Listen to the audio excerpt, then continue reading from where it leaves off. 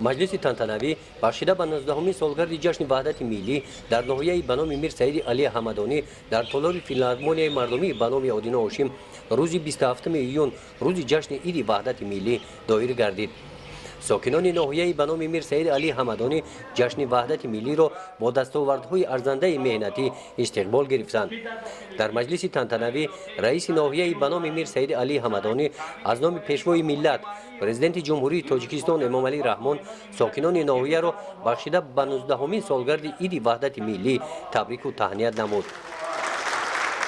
رئیس ناحیه قید نمود که این عید تازه بنیاد و فرخنده در صفحه تاریخ دولتداریمان با خطهای زرین ثبت خواهد یافت.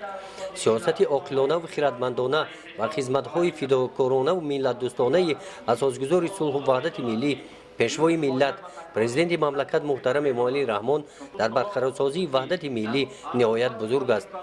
به قدر این نعمت به بها رسیدن عزیز و مقدس و گرامی نگاه داشتن آن وظیفه هر فردی تاجیکستانی است. در مجلس تانتنوی گفته شد که ساکنان ناحیه به نام میر سید علی حمدانی شکرانه آرامی و ثبات و وحدت یگانگی و صاحب استقلالی کشور عزیزمان را دارند.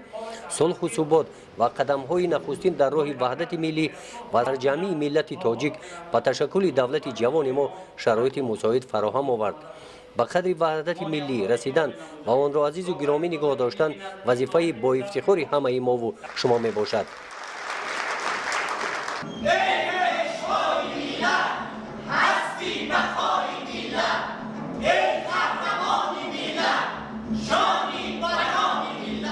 در قسمت فرهنگی چهاربینی هنرمندان فیلارمونیای مردمی به نام آدینه هاشم با برنامه مخصوص ادانه کنسرتی که به روز جشن عید وحدت ملی آماده کرده شده بود برآمد نمودند.